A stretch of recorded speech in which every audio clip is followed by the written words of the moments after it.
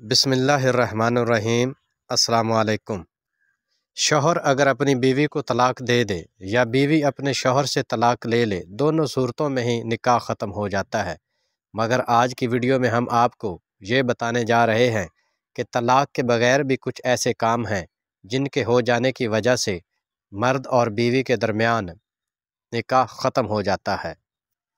ہم میں سے زیادہ تر لوگوں کو پتہ ہی نہیں ہوتا کہ کون سے وہ کام ہیں جن کے ہو جانے کی وجہ سے عورت اور شوہر کے درمیان نکاح نہیں رہتا۔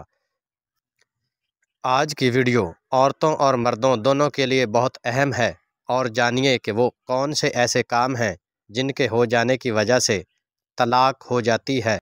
نکاح ان کاموں سے بھی ختم ہو جاتا ہے، لہٰذا اس کو ضرور دیکھیے۔ نکاح ہمارے پیارے نبی سرور کائنات حضرت محمد صلی اللہ علیہ وآلہ وسلم کی سنت ہے۔ ہر مرد اور عورت کو نکاح ضرور کرنا چاہیے، اور جو لوگ یعنی مرد اور عورتیں بلا وجہ شادی نہیں کرتے، ایسے مردوں اور عورتوں پر اللہ تعالیٰ کی لعنت ہوتی ہے۔ اللہ تعالیٰ کے پیارے نبی حضرت محمد صلی اللہ علیہ وآلہ وسلم کا فرمان مبارک ہے، جو انسان نکاح کرتا ہے تو اس کا نصف ایمان پورا ہو جاتا ہے۔ اس کا مقصد یہ ہے کہ شادی کرنے سے انسان بے شمار گناہوں سے بچ جاتا ہے، اس لیے ہر مرد و زن پر نکاح کو فرض قرار دیا گیا ہے، اور اس کے لیے یہ شرط ہے کہ وہ لوگ نکاح کے قابل بھی ہوں۔ شادی شدہ لوگوں میں سے ایسے لوگ بھی موجود ہیں جو نکاح کے باوجود اپنی بیویوں سے زنا کر رہے ہیں، کیونکہ ان کا نکاح ٹوٹ چکا ہوتا ہے، اور ان لوگوں کو اس بات کا پتہ ہی نہیں چلتا کہ ان کا نکاح کس طرح سے ٹوٹ چکا ہے۔ آج ہم آپ کو اس ویڈیو میں وہ تمام باتیں بتانے جا رہے ہیں جن کی وجہ سے میاں بیوی ایک دوسرے پر حرام ہو جاتے ہیں، لہٰذا آپ سے گزارش ہے کہ ہماری ویڈیو کو آخر تک ضرور دیکھیے گا۔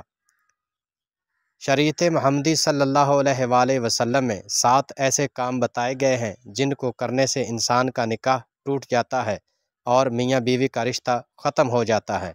میاں بیوی ایک دوسرے پر حرام ہو جاتے ہیں، یہ ایسی غلطیاں ہیں جن کے کرنے کی وجہ سے نکاح کا عمل باقی نہیں رہتا۔ اگر انسان دانستہ طور پر یا غیر دانستہ طور پر ان دونوں میں سے کسی کا ارتکاب کر لے تو نکاح ختم ہو جاتا ہے، اور بیوی اپنے شوہر کے لیے ہمیشہ ہمیشہ کے لیے حرام ہو جاتی ہے۔ ایسے ہی ہو جاتی ہے جیسے شوہر نے اس کو طلاق دے دی ہو اور مقررہ وقت یعنی 3 مہینے بھی گزر گئے ہوں۔ اس لیے شادی شدہ مردوں عورتوں کو اس بات کا خاص خیال رکھنا چاہیے، اور ان باتوں کا ان کو اچھی طرح سے علم ہونا چاہیے جن کی وجہ سے ان کا نکاح ختم ہو سکتا ہے۔ پیارے دوستو، سب سے پہلی صورت میں اس طرح سے نکاح ختم ہوتا ہے اگر میاں یا بیوی یا دونوں میں سے کوئی ایک فوت ہو جائے تو ان کا نکاح ختم ہو جاتا ہے۔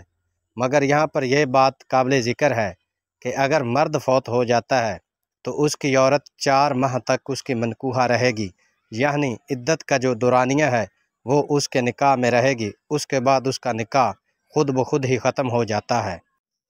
پیارے دوستو، اب آپ کو نکاح ٹوٹنے کی دوسری صورت بتاتے ہیں کہ اگر مرد یا بیوی میں سے کوئی ایک دائرہ اسلام سے خارج ہو جائے تو پھر بھی ان کا نکاح ختم ہو جاتا ہے۔ اس لیے اگر وہ دائرہ اسلام سے خارج ہونے کے بعد بھی اکٹھے رہتے ہیں اور ایک ساتھ وقت گزارتے ہیں تو وہ ناجائز تعلق ہوگا۔ نکاح ختم ہونے کی تیسری وجہ خلا ہے۔ بیوی کے خلا لینے سے نکاح ٹوٹ جاتا ہے۔ اکثر لوگوں کا یہ سوال ہوتا ہے کہ خلا کیا ہے؟ آئیے یہاں پر آپ کو خلا کے بارے میں بتاتے ہیں کہ جس طرح سے شریعت اسلامی میں اللہ تعالیٰ نے مرد کو عورت کو اختیار دیا ہے کہ وہ اپنی عورت سے علیحدہ ہو سکتا ہے، یعنی طلاق دے کر اس کو اچھے طریقے سے اپنے گھر سے علیحدہ کر سکتا ہے، اسی طرح سے اگر عورت مرد کے ساتھ نہیں رہنا چاہتی اور ٹھوس وجوہات بیان کرتی ہے تو اس وجہ سے اللہ تعالیٰ نے عورت کو بھی اختیار دیا ہے کہ وہ مرد سے علیحدگی اختیار کر سکتی ہے۔ عورت کے طلاق لینے کے عمل کو خلا کہتے ہیں۔ خلا لینے کے عمل کے لیے عورت کو قاضی کے پاس پیش ہونا پڑتا ہے، اور قاضی اس کے شوہر کو بلاتا ہے اور اس کے الزامات کے بارے میں تحقیقات کرتا ہے۔ اگر قاضی اس نتیجے پر پہنچے کہ عورت کی بات میں وزن ہے اور وہ دلائل پیش کر رہی ہے تو وہ اس طرح سے عورت کو اپنا نکاح ختم کرنے کا اختیار دیتا ہے، جس کو شریعت اسلامی میں خلا کہا جاتا ہے۔ نکاح ٹوٹنے کی چوتھی وجہ ہے کہ اگر میاں یا بیوی میں سے کوئی ایک لاپتہ ہو جائے اور کافی عرصہ ڈھونڈنے کے بعد بھی نہ ملے تو اس صورت میں بھی نکاح ٹوٹ جاتا ہے۔ میاں یا بیوی میں سے کوئی ایک گھر چھوڑ کر چلا جائے اور کافی عرصہ تلاش کرنے کے باوجود بھی نہ ملے تو اس صورت میں میاں بیوی انتظار کر کے تھک جاتے ہیں، تو اس صورت میں بھی دونوں کا نکاح قائم نہیں رہتا اور بغیر طلاق کے ہی ختم ہو جاتا ہے۔ ایسی صورت میں عورت کسی دوسری جگہ نکاح کر سکتی ہے۔ شریعت نے یہ عرصہ 4 سال مقرر کیا ہے، یعنی شوہر 4 سال سے زیادہ عرصے کے لیے غائب ہو جائے تو قاضی اس کی بیوی کو نکاح سے آزاد کر سکتا ہے۔ نکاح ٹوٹ جانے کی 5ویں وجہ وہ شادی ہے جس میں میاں بیوی کو بعد میں پتہ چلتا ہے کہ انہوں نے تو ایک ہی عورت کا دودھ پیا ہوا ہے، لہٰذا اس سے پہلے ان دونوں کو نہیں پتہ تھا، تو اس وجہ سے بھی دونوں ایک دوسرے کے رضاعی بہن بھائی بن جاتے ہیں اور اس طرح سے شریعت اسلامی کے مطابق ان کا نکاح ٹوٹ جاتا ہے۔ اس لیے اس طرح کے کاموں سے بھی اجتناب کرنا چاہیے اور پہلے اچھی طرح سے معلومات اکٹھی کر لینی چاہیے تاکہ اس طرح کی صورتحال سے بچا جا سکے۔ نکاح ختم ہونے کی 6ٹھی وجہ، جس کو عرف عام میں ایلا کہا جاتا ہے، جس میں شوہر اپنی بیوی سے 4 ماہ ہم بستری نہ کرنے کی قسم کھا لے اور اس قسم کے بعد واقعی 4 مہینے وہ اکٹھے نہ سوئیں یعنی کہ ہم بستری نہ کریں تو اس طرح سے بھی نکاح ٹوٹ جاتا ہے۔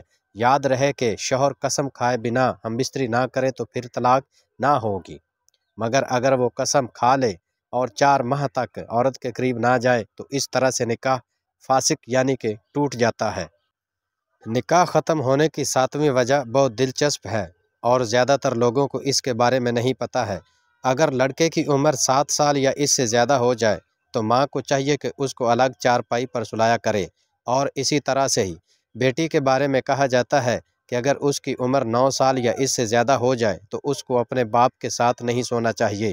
اگر وہ پھر بھی سوتی ہے تو اس طرح باپ کے ذہن میں اگر اس کے بارے میں کوئی غلط خیال آ جائے تو بھی اس شخص کا اپنی بیوی کے ساتھ نکاح ختم ہو جاتا ہے۔ اس لیے پیارے دوستو، ہمیں چاہیے کہ ان تمام وجوہات کو اپنے سامنے رکھیں اور ان کو اچھی طرح سے یاد رکھیں اور جتنا ہو سکے ان وجوہات سے بچے رہنا چاہیے تاکہ ہم اپنی زندگی کو اسلامی شریعت کے مطابق گزار سکیں۔